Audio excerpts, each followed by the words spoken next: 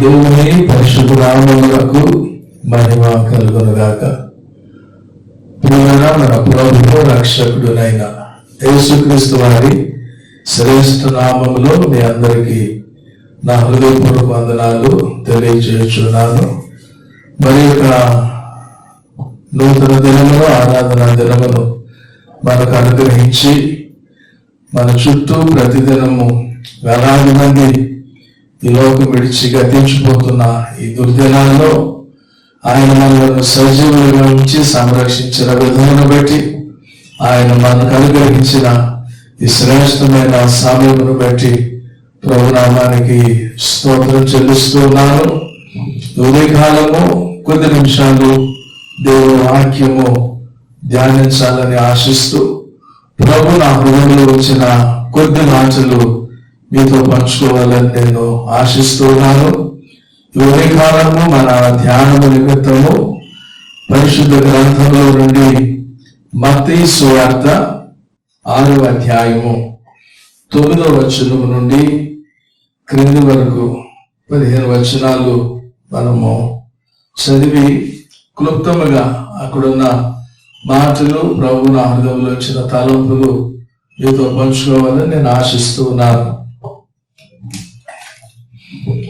కాబట్టి మీరు నాకు ప్రార్థన చేయండి. పరలోకమందున్న మా తండ్రి, నీ నామము పరిశుద్ధపరచబడును గాక, నీ రాజ్యము వచ్చును గాక, నీ చిత్తము పరలోకమందు నెరవేర్చున్నట్లు భూమి అందును నెరవేరును గాక. మా అనుదిన ఆహారము నేడు మాకు దయచేయుము. మా రుణస్థులను మేము క్షమించున్న ప్రకారము మా రుణములు క్షమించుము. మమ్మల్ని శోధనలోకి తేక దుష్టుని నుండి మమ్మల్ని తప్పించుము. మనుషుల అపరాధములను మీరు క్షమించిన ఎడల మీ పరలోకపు తండ్రియు మీ అపరాధములను క్షమించును. మీరు మనుషుల అపరాధములను క్షమింపకపోయిన ఎడల మీ తండ్రియు మీ అపరాధములను క్షమింపడు. పిల్లలు మనం చదివిన లేఖన భాగము ప్రభువైన యేసుక్రీస్తు వారు మరి ప్రజలను ప్రాముఖ్యముగా తన శిష్యులను ఉద్దేశించి పలికిన శ్రేష్టమైన మాటలు. మరి ప్రభు ప్రార్థన, పరలోక ప్రార్థన అని ఈ ప్రార్థనకు నామకరణము. మోడల్ ప్రేయర్, ఒక మాదిరికరమైన ప్రార్థనగా ఈ ప్రార్థనను మనము గమనించవచ్చు. మరి ప్రభు తన శిష్యులకు నీవు ఇలాగ ప్రార్థన చేయని ఒక ప్రార్థన క్రమాన్ని వారికి నేర్పించినట్టుగా ఈ లేఖన భాగంలో మనము చదువుతూ ఉంటాం. ప్రతి వ్యక్తి పుట్టిన తదుపరి స్వతహాగా ఎవరికి ఏమి రావు. సెంటిమెంట్కు పాలు త్రాగడం కూడా రావు ప్రారంభంలో. అలాగే ప్రతి వ్యక్తి వయసులో ఎదిగిన కొలది తన యొక్క మనుగడ కొరకు, తన యొక్క సంక్షేమం కొరకు, ఎదుగుదల కొరకు, అభివృద్ధి కొరకు ఎన్నో నేర్చుకుని వ్యక్తి సంఘంలో, సమాజంలో ఒక గొప్ప స్థాయికి వెళ్ళడం మన ఎదుగుదల. అయితే యేసు ప్రభు తన శిష్యులకు ప్రార్థన చేయడం నేర్పించారు. ఈ ప్రార్థన ప్రతి వ్యక్తి జీవితంలో చాలా శ్రేష్టమైనదని, ఉన్నతమైనదని, చాలా ఆశీర్వాదకరమైన అనుభవాన్ని ప్రభు పేరట దేవుడు మాట నేను మీకు మొదటిగా జ్ఞాపకం చేయించున్నాను. యేసు ప్రభు నేర్పించిన ప్రార్థన చాలా చిన్న ప్రార్థన, కానీ అది గొప్ప ప్రార్థన. ఇంగ్లీష్ అక్షరాలు A to Z అనే 26 అక్షరాలు ఉంటాయి. ఆ 26 అక్షరాల్లో నుండే ఎన్ని పేజీలైనా మనము ఇంగ్లీష్ లో బుక్స్ రాయొచ్చు. అలాగే తెలుగులో 56 అక్షరాలు ఉంటాయి మనకు. ఆ 56 అక్షరాలని మళ్ళీ ఉపయోగించి ఎన్ని పెద్ద పుస్తకాలు, గ్రంథాలైనా మనం రాయొచ్చు. అలాగే యేసు ప్రభు నేర్పించిన ఈ చిన్న ప్రార్థనని ఆధారం చేసుకుని ప్రపంచం అంతటి వరకు సంవత్సరాల కొలది ప్రార్థన చేయగలమని, చేయడానికి అవకాశం ఉందని మొదటిగా దేవుడు నాథులను మీకు జ్ఞాపకం చేయొచ్చు. యేసు ప్రభు వారు మనకు నేర్పించిన ప్రార్థన చాలా ప్రాముఖ్యమైనది. ప్రభు చెప్పిన మాటలో మొదటిగా పరలోకమందున్న మా తండ్రి అని మనం పిలవాలని ప్రభు నేర్పిస్తున్నాడు. ఈ లోకంలో మనకు బంధుత్వాలు ఉంటాయి, బాంధవ్యాలు ఉంటాయి. పలానా వారు నీకేమవుతారు అంటే వారు మనకి ఏమవుతారో చెప్తాం. నాన్నగారని, అన్నయ్యని, మామయ్య గారని, బాబాయ్ అని, అక్కని, చెల్లని. అయితే ఇప్పుడు ప్రభు మనకు నేర్పిస్తున్న సత్యం ఏంటంటే మనల్ని సృష్టించిన దేవుడు మనకు తండ్రి అయి ఉన్నాడు. పాపము మానవుని దేవునికి దూరం చేసినప్పుడు యేసుక్రీస్తు ప్రభు ఈ లోకంలో శరీరంగా జన్మించి శిలువలో మరణించి తండ్రి అయిన దేవునితో మానవుని సమాధానపరిచి మరలా వారిద్దరిని ఐక్యపరిచినట్టుగా దేవుని వాక్యంలో సంఘం మనం వింటూ ఉన్నాం. ఇర్మియా ప్రవక్త ద్వారా ప్రభు పలికిన మాట దైవజనుడైన పౌలు అపోస్తలుడు కొరింథీ 2వ అధ్యాయంలో ప్రస్తావిస్తూ, నేను వారికి దేవుడనై ఉంటాను, వారు నాకు ప్రజలై ఉంటారు.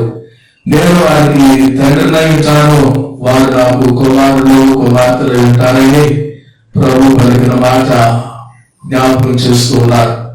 ప్రియులైన దేవునికి మనకున్న సంబంధము, అనుబంధము తండ్రి కుమారులము. మరి పరలోకంలో ఉన్న మన తండ్రి మనలను ప్రేమిస్తూ ఉన్నాడు అని పలు పర్యాయాలు దేవుని వాక్యం మనం చదువుతాం. దేవుడు లోకమును ఎంతో ప్రేమించాడు. తండ్రి తన కుమారుని జారిపడినట్లు నేను ఎందుకు జాలి చూపుతానని దేవుని వాగ్దానం ఉంది. మరి యేసు ప్రభు రక్తంలో కడుగుబడి యోహాను 1:12 రాయబడినట్టు తను ఎందరు అంగీకరించడో వారికి అందరికీ, అనగా ఆయన నామమందు విశ్వాసం ఉంచిన వారందరికీ ఆయన పిల్లలు అని పిలవడానికి తండ్రి దేవుడు అధికారం ఇస్తూ ఉన్నారు. యేసు ప్రభువును విశ్వసించి ఆయన రక్తంలో కడుగుబడి రక్షించబడిన ప్రతి ఒక్కరము ఆయనకు కుమారులము కుమార్తెలుగా మనము ఎంచబడుతూ ఉన్నాము.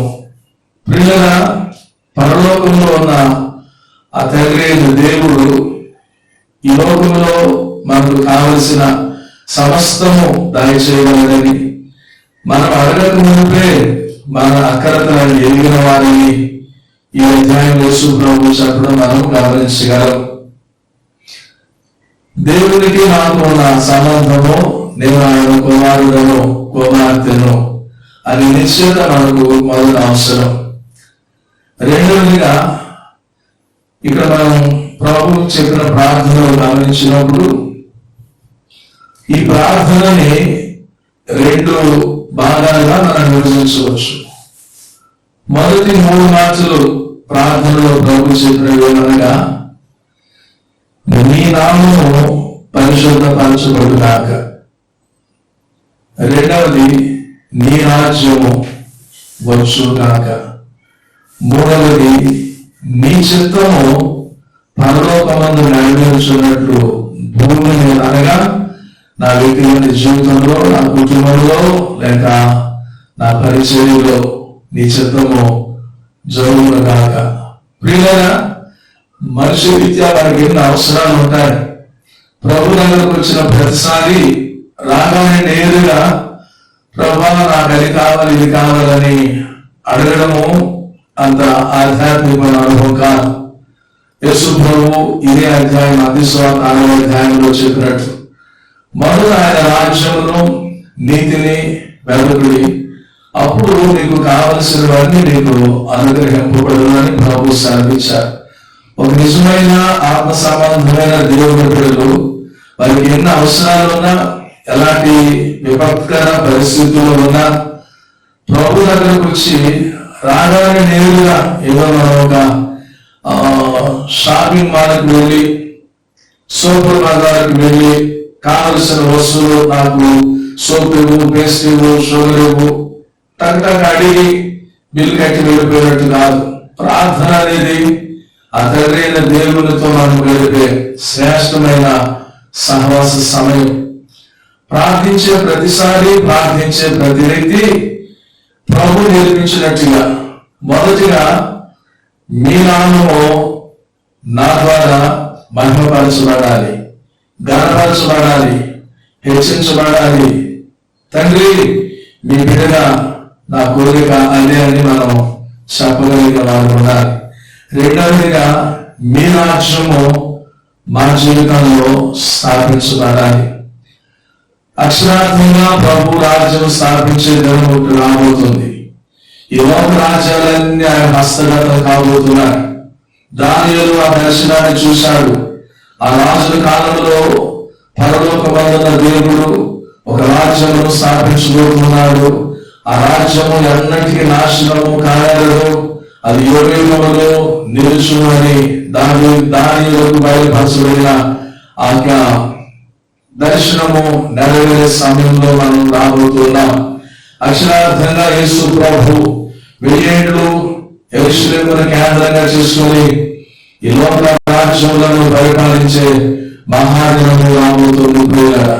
అదే సమయంలో యేసు ప్రభు చెప్పినట్టుగా నా రాజ్యము ఇహ సంబంధమైనది కాదు అని పౌలు చెప్తూ, దేవుని రాజ్యము భోజనము పానము కాదు, నీతియు సమాధానము పరిశుద్ధాత్మని ఆనందం అని చెప్పారు. దేవుని ప్రజల మనందరి జీవితాల్లో ప్రస్తుతం అక్షరార్థంగా ఆయన రాజ్యం రాకమునుపు నా హృదయంలో, నా వ్యక్తిగత జీవితంలో, నా కుటుంబంలో దేవుని రాజ్యము స్థాపించబడిన అనుభవం కలిగి ఉండాలి. దేవుని రాజ్యం ఎలా ఉంటుందో మనకు దేవుని వాక్యంలో విన్నాం. నీతి, సమాధానం, పరిశుద్ధాత్మీయతలే ఆనందం.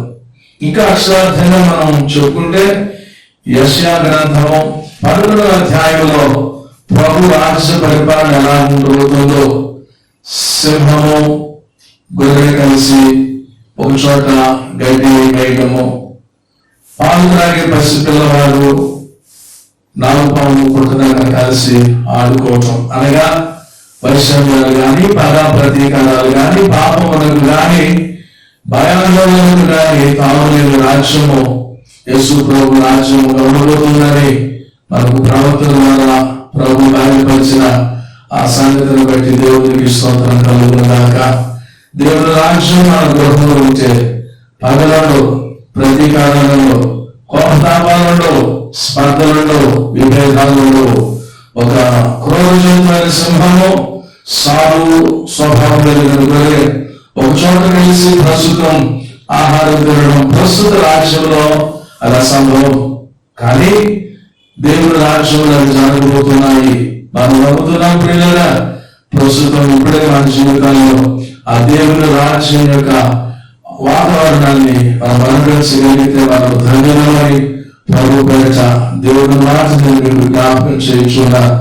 మూడవదిగా ప్రభు నేర్పిన ప్రార్థనలో ప్రాముఖ్యమైన మరొక మాట, మీ చిత్తము పరలోకంలో నెరవేర్చున్నట్లు భూమి మీద కూడా నెరవేర్చబడాలి. భూమి మీద అంటే ఎవరో అంగీకరించకపోయినా నేను తండ్రి మీ కుమారుడిగా, మీ కుమార్తెగా మీ చిత్తము నెరవేర్చుకుంటున్నాను. మీ చిత్తము నెరవేర్చడం నాకు సంతోషము. అది కష్టమైనా నష్టమైనా మీ చిత్తము జరిగించడానికి నేను ఇష్టపడుతున్నాను. తండ్రి, నా మటుకైతే ఈ పాత్రలోని త్రాగడం నాకు ఇష్టం లేదు మనుష్య రీత్యా, కానీ త్రాగడం మీ చిత్తమైతే త్రాగగలిగిన పదాన్ని, త్రాగగలిగినటువంటి హృదయాన్ని ప్రసాదించుమని అలనాడు యేసు ప్రభు ప్రార్థించినట్టుగా ప్రియ సహోదరి సహోదరుడా, సంగమా దాయవచ్చారమా, కొన్నిసార్లు మన ముందున్న పాత్ర చేదైనది కావచ్చు, మనం వెళ్ళవలసిన మార్గము చాలా కఠినమైనది కావచ్చు, కానీ ఆ త్రోవలో వెళ్ళడము, ఆ పాత్ర నుండి త్రాగడము, ఆ పరిస్థితులను అనుభవించడం మన తండ్రి అయిన దేవుని చిత్తం అయితే ఆ చిత్తము నా జీవితంలో నెరవేర్చగలిగిన కృపను మనం కోరుకుందాం. ఆ దేవుని చిత్తము మన వ్యక్తిగత జీవితంలో, మన కుటుంబంలో, పరిచర్యలో నెరవేర్చబడను గాక. ఒకటి, దేవుని నామం గణపరచబడాలి. 2, దేవుని రాజ్యం స్థాపించబడాలి. 3, దేవుని చిత్తము మన జీవితంలో నెరవేర్చబడాలి. అలాగే చేయడానికి పరిశుద్ధాత్ముడు ఈ మాట వింటున్న ప్రతి ఒక్కరికి సహాయం చేయను గాక. ప్రియుల ప్రార్థనలో రెండవ భాగము మనకు సంబంధించినది. మొదటి 3 మాటలు ప్రభువుకు సంబంధించినవి. రెండవ భాగంలో 3 మాటలు ప్రభు నేర్పిస్తూ మాకు కావలసిన ఆహారము మాకు దయచేయము. రెండవదిగా మా రుణములు క్షమించుము. మూడవదిగా దుష్టుల నుండి మమ్మను తప్పించుము. మాకు దయచేయము, మమ్మను క్షమించుము, మమ్మను తప్పించుము. శ్రేష్టమైన మాటలు ప్రియులారా. ఈ చివరి దినాల్లో, కడవరి దినాల్లో ప్రభు సన్నిధిలో నిజంగా మనలాగా ప్రభు నేర్పినట్టుగా మనం ప్రార్థించగలిగితే, జీవించగలిగితే, అరణ్యంలో లక్షల మందికి ఆహారం ఇచ్చి పోషించిన దేవుడు, అరచుల కాకులకు ఆహారం ఇచ్చి పోషించిన దేవుడు, పర్వతముల మీద పశువులకు పచ్చికములు పిలిచిన దేవాది దేవుడు, ఈ దుర్దినాలలో సైతము, కరుణాలలో సైతము ఆయన మనకు ఆహారం ఇచ్చి పోషించగల పోషకుడని ప్రభు భరత దేవుడి మాటని మీకు జ్ఞాపకం చేయించున్నారు. ప్రియులారా, మనకు సంబంధించిన 3 విషయాలు ప్రార్థనలో ప్రభు నేర్పారు. ఒకటి, మాకు దయచేయము. దయచేయము అంటే మాకు వాడి భాషలో చెప్పాలంటే మాకు ఇవ్వము. ఏది కావాలి? ఆహారమా, వస్త్రమా, ఆరోగ్యమా, జ్ఞానమా, సహాయమా? ఇలాగా మీ జీవితంలో, నా జీవితంలో మనకు అవసరమైనవన్నీ దేవుడు మనకి ఇవ్వాలని కోరుకుందాం. మనకు తండ్రి ఉన్నాడు, అనాథలము కాము. నా పిల్లలు పరమిటి వారి దగ్గరికి వెళ్ళి ఏదైనా అడిగితే అది నాకు తెలిసినప్పుడు నేను నొచ్చుకుంటాను. ఒక సామెత ఉంటుంది, అమ్మ పెట్టదు అడుగు తినదని. కానీ దేవుడు అలాంటి కాదు. పెద్ద లేనివాడు, ఎవరైన వాడు, అవసరాలు తీర్చలేని వాడు కాడు. ప్రియులారా, యేసు ప్రభు చెప్పిన వృత్తాంతంలో ఒక తండ్రికి 2 కుమారులు ఉన్నారు. చిన్న కుమారుడు తన ఆస్తి భాగం తీసుకొని దూరదేశం వెళ్లి దుర్వ్యాపారం చేసి తన యావదాస్తి నష్టపోయి తినడానికి ఆహారం కూడా దొరకని పరిస్థితుల్లో అతనికి జ్ఞాపకం వచ్చిన మాట, నా తండ్రి ఇంట, నా తండ్రి వద్ద కూలి వారికి కూడా సమృద్ధైన ఆహారం ఉన్నది. ప్రియులారా, మనం సేవించుచున్న దేవుడు, మన సృష్టికర్త అయిన ప్రభువు పోషించలేని వాడు కాడు. కూలివారికి కూడా మంచి ఆహారం కలిగిన వాడు. తన కుమారులకు, కుమార్తెలకు మరి శ్రేష్టమైన, మధురమైన ఆహార పదార్థం నుంచి పోషించమని ప్రభు పేరిట దేవుడి మాటలు జ్ఞాపకం చేయొచ్చు. మనుషులు కాదండి, లోకంలో కాదండి, అవసరాలు కాదండి, ఒక నరుడు ముందు నిలబడి నీ తండ్రి దేవుని అవమానపరచదని, ఆయన నామము దూషింపబడడానికి మన పరిస్థితులు అవకాశం కానివ్వదని ఒక దైవజనుడిగా, సహోదరుడిగా ప్రభు వాటిని మీకు జ్ఞాపకం చేయుచున్నా. మీకు ఏది కావలసిన ప్రభు దగ్గర నుంచి, తండ్రి నేను నీ బిడ్డను, నేను అనాథన కాను, దిక్కులేని వ్యక్తిని కాను, మీరు నాకు తండ్రి ఉండగా మరొకరి దగ్గరకు వెళ్ళి నాకు కావలసిన నేను అడగడానికి నాకు సిగ్గనిపిస్తుంది. అది మీ నామని నవమానం కనుక నాకు కావలసింది మీరు దయచేయమని ప్రతిరోజు ప్రభు దగ్గర నిలబడి అడగగలిగితే మత్తయి సువార్త 7వ అధ్యాయంలో ప్రభు స్వయంగా చెప్పినట్టుగా మీరు చదవాలి, మీరు మీ పిల్లలకు మంచి ఉండగా. ప్రియులారా, ఏ తండ్రి తన బిడ్డ రొట్టెని అడిగితే రానివాడు, ఏ తల్లి తన బిడ్డ చేపను అడిగితే పామును వండి పెట్టదు. మనం ప్రకృతి సంబంధమైన తల్లిదండ్రులు, స్తోమత లేకపోయినా పిల్లలను సంతోషపరచాలని ఆశిస్తాం. మన దగ్గర డబ్బులు లేకపోయినా చిన్న బిడ్డ పుట్టినరోజు వస్తే ఆ బిడ్డను వచ్చుకోకూడదు, ఫ్రెండ్స్ ముందు చదువుకోకూడదు అని కొంచెం అప్పు చేసైనా ఆ బిడ్డకు ఒక డ్రెస్ కొనడానికి, చిన్న కేక్ తెచ్చి కట్ చేయించడానికి, తన స్నేహితులకి 10 మందికి చాక్లెట్స్ పంచడానికి మనం ప్రయత్నం చేస్తాం. తర్వాత మళ్ళీ అప్పు తీర్చుకోవడానికి ఇష్టపడతాం. మన బిడ్డ సంతోషాన్ని మనం కోరుకుంటాం.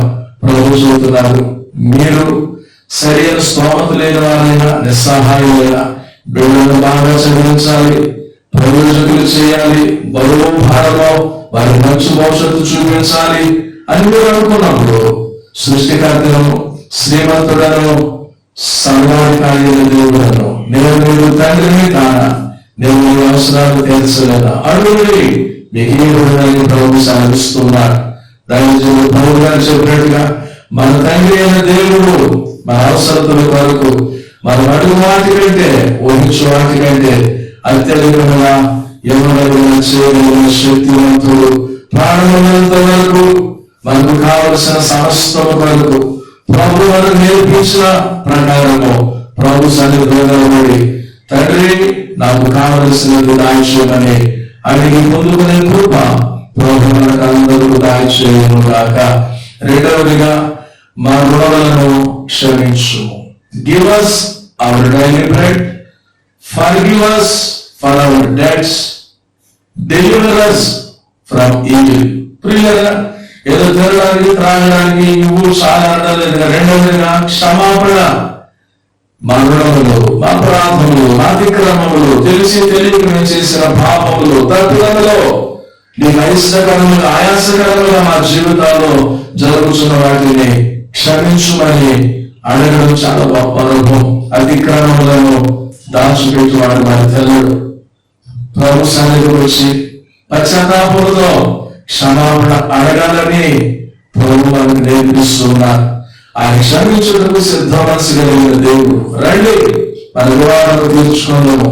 మీ పాపము రక్తం వల్ల ఎరగదైనా ఏమో వల్లే తెల్లగా చేస్తానని పిలిచిన క్షమా హృదయమైన దేవుని దగ్గరకు వచ్చి మన యొక్క అపరాధములను అతిక్రమములను మన తప్పిదములను క్షమించుమని ప్రభు అడిగినట్లయితే ఆయన వాళ్ళను క్షమించి శుద్ధంగా చేయగలరు. అదే సమయంలో నేను చేసిన పాపం, తప్పు, నా అపరాధం ప్రభు క్షమించాలని నేను ఎలాగో కోరుకుంటున్నానో, ఎవరైనా నా ఎడల లేక మీ ఎడల తెలుసో తెలియకో తప్పు చేస్తే, మనల్ని నష్టపరిస్తే, మనకు వారి వల్ల కీడు జరిగితే మనం కూడా వారిని క్షమించబడుతున్నా ఉన్నామని, అలాగా మనం ఇతరులను క్షమించలేని నాడు ప్రభు మనల్ని కూడా క్షమించలేని పరిస్థితులు ఉండొచ్చని ప్రభు పేరిట దేవుడు వాటిని విజ్ఞాపకం చేయొచ్చు. ప్రభు నన్ను క్షమించాలని కోరుకున్న ప్రకారము నాయన అపరాధము తప్పిదం చేసిన ప్రతి వారిని క్షమించగలిగిన క్షమా హృదయము ప్రభు మనందరికీ దయచేయును గాక. మూడవదిగా ప్రార్థనలో ప్రభు చెప్పే మాట, దుష్టుల నుండి మమ్మల్ని తప్పించుము. కొన్నిసార్లు మనం చిక్కుకున్న పరిస్థితుల నుంచి మనము తప్పించుకోలేము, మనల్ని ఎవరు తప్పించలేరు. కానీ దేవుడు వాక్యం ఉంది, 9వ కీర్తనలో అతడు నన్ను ప్రేమించుచున్నాడు కనుక నేను అతనిని తప్పించదు. ప్రభు సన్నిధిలో ప్రార్థన చేద్దాం. ప్రభువా, దుష్టుల నుండి, వేటగాడులో నుండి, నాశనకరమైన గోతులో నుండి, ప్రతి విధమైన పాపము నుండి, శాపము నుండి, దుర్నీతి బాధకముల నుండి, అపరాధము నుండి, అతిక్రమం నుండి, మీకు ఇష్టకరమైన కార్యముల నుండి, ప్రతి విధమైన తెగుల నుండి, క్షామము నుండి, ఖడ్గము నుండి మమ్ము తప్పించుమని నిత్యము ప్రభు ప్రార్థన చేయగలిగితే ఆయన మనను తప్పించగల సమర్థుడు. దైవజనుడైన పౌలు తిమోతికి రాసిన పత్రికలో సాక్ష్యమిస్తూ 2వ పత్రిక 4వ అధ్యాయంలో 17వ వచనము, నా ద్వారా సువార్త పూర్ణముగా ప్రకటింపబడిన నిమిత్తమును అన్ని జనులందరూ దాని వినుట నిమిత్తమును ప్రభు నా ప్రక్క నిలిచి నన్ను బలపరచెను గనుక నేను శ్రమలో నుండి తప్పింపబడితిని. ప్రభు ప్రతి దుష్కార్యము నుండి నన్ను తప్పించి తన పరలోక రాజ్యంలో చేరినట్లు నన్ను రక్షించును. యుగయుగములు ఆయనకు మహిమ కలుగును గాక. ఆమేన్. ప్రియులారా, ప్రభు దుష్టుల నుండి, కీడు నుండి, తెగుల నుండి మాత్రమే కాదు కానీ దుష్టత్వం నుండి కూడా ఆయన మనలను తప్పించి, దుష్కార్యముల నుండి మనల్ని తప్పించి పరలోక రాజ్యం వరకు మనలను నడిపించగల సమర్థుడు. దైవజనుడు పౌలు గారి సాక్ష్యం మనం వింటున్నాం.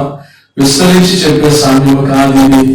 ప్రభు కొద్ది సమయంలో నా హృదయంలో కొన్ని మాటలతో పంచుకుంటున్నాను.